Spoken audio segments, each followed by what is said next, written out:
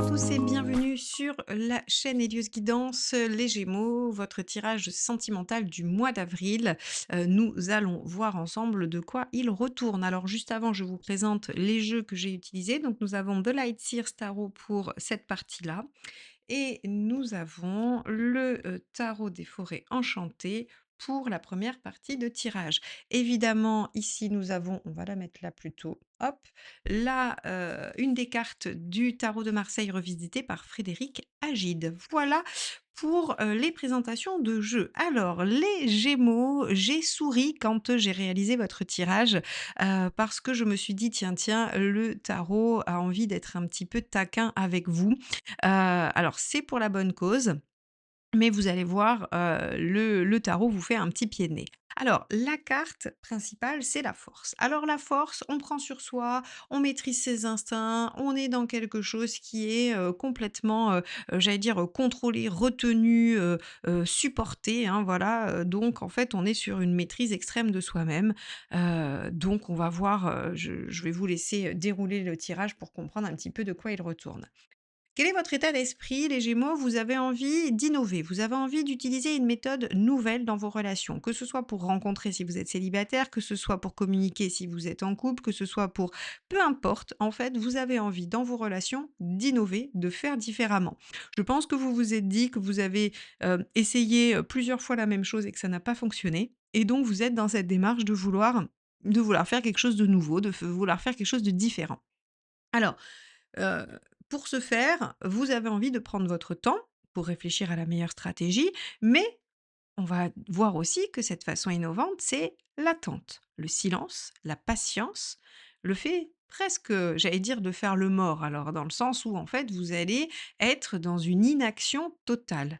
Pourquoi je me permets de dire ça? Parce que le 4 d'épée pourrait ne pas tout à fait signifier ça, mais on a le pendu juste à côté et donc en fait, si vous voulez 4 d'épée pendu, alors là, plus inactif que ça existe pas, hein. 4 d'épée, je ne bouge pas une oreille, je réfléchis, hein, je pense, j'essaye d'établir, la stratégie. Le pendu, j'attends, je patiente, les mains derrière le dos et je vois ce qui se passe et j'essaye de regarder la scène un peu de hauteur. Donc ici, les Gémeaux, pourquoi je disais que le, tarot vous fait un pied de nez? Parce qu'en fait, si vous voulez, on a l'impression que vous commencez ce mois d'avril en disant: «Bon, bah, puisque tout ce que j'ai essayé de dire, de faire, de manifester avant, ça n'a pas fonctionné, eh bien, puisque c'est comme ça, je ne vais rien dire, rien faire, je ne vais pas bouger». Et le tarot, il vous dit: «Bah, ça va pas marcher non plus mes chers Gémeaux, parce que vous êtes Gémeaux, hein. Justement, c'est bien parce que vous êtes Gémeaux que ça ne va pas fonctionner». Le Gémeaux se déploie dans le dialogue, la discussion, l'échange, le mouvement, la variété, alors effectivement, ça peut faire partie, des différentes variations d'opérer le silence. Or, malheureusement, c'est pas vraiment ce qui vous est demandé et vous allez voir pourquoi. Parce que ce qui bloque, bah, c'est la communication, 8 de bâton et le fait de se faire entendre. C'est-à-dire que si vous êtes dans le silence, vous ne serez pas compris, ça c'est sûr. Le 8 de bâton, c'est comment je peux me faire comprendre et en problématique, c'est le fait de ne pas se sentir entendu et compris, que les communications n'aboutissent pas, que les échanges ne soient pas productifs et qu'est-ce qui vous est conseillé de faire? L'impératrice, son fort, c'est la communication. C'est le fait d'être en capacité de s'exprimer sur, ce qu'elle veut, ce qu'elle dit, ce qu'elle pense, voilà.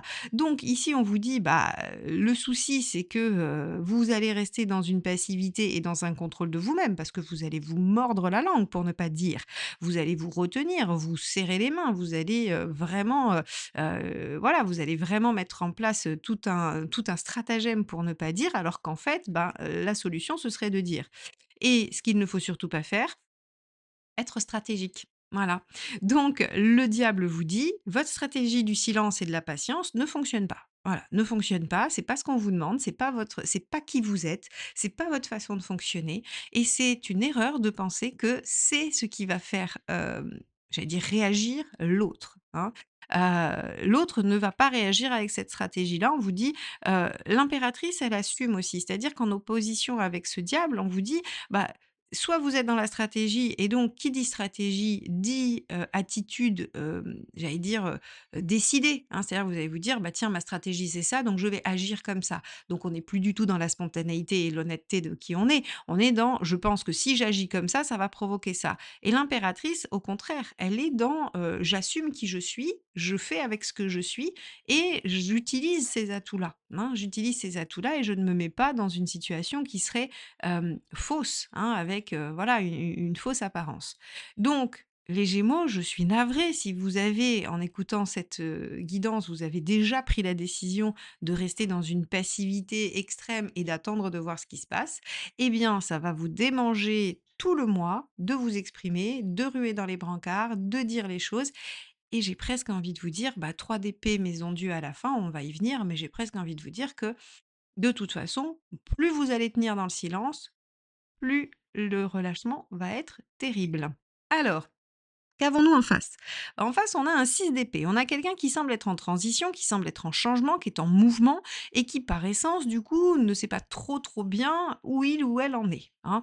Le 6 d'épée, c'est vraiment cette notion, j'allais dire, de, je ne suis plus tout à fait là où j'étais, je ne suis pas encore, arrivé là où je dois aller et je suis dans cet entre-deux qui semble être un peu flou, un peu, voilà, un peu impalpable et surtout, pas stable, hein, surtout pas stable.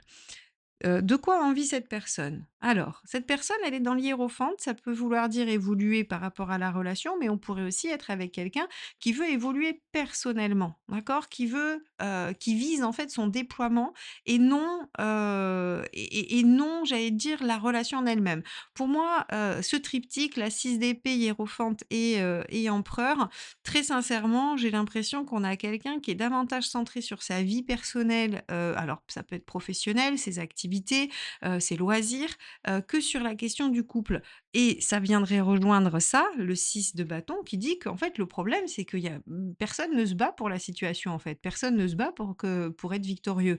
Donc vous allez être dans un silence pensant que ça va faire réagir l'autre, l'autre va en profiter pour s'occuper de ses affaires et personne ne va en fait régler le problème.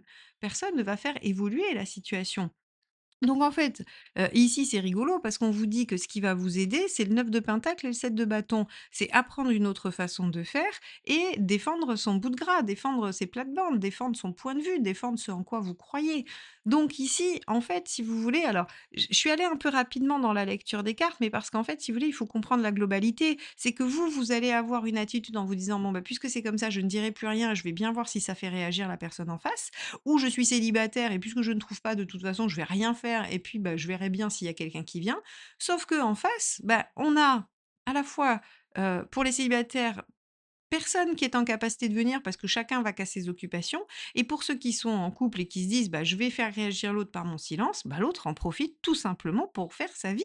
Alors sa vie probablement professionnelle, son développement à soi, ce rien de mal, hein, rien de mal. Mais par contre, en aucun cas la personne en face ne se mobilise à cause de votre silence. Donc on vous dit que, bah, comme personne n'est mobilisé pour la relation puisque vous êtes dans le silence, alors dans un silence observateur, hein, attendant la réaction, mais en fait il se passe rien, bah, on vous dit: «Il vaut mieux apprendre peut-être ou essayer de trouver une autre méthode et de se battre pour soi». Parce qu'en fait, qu'est-ce qui se passe à la fin? Bah, à la fin, on a quand même maison Dieu, 3 d'épée. Alors, plusieurs choses. Soit vous restez dans le silence, vous voyez que l'autre finalement n'en a pas grand-chose à faire. Alors quand je dis pas grand-chose à faire, je nuance, hein. Je dis pas que vous êtes face à quelqu'un qui se moque de vous, pour qui vous n'êtes pas important.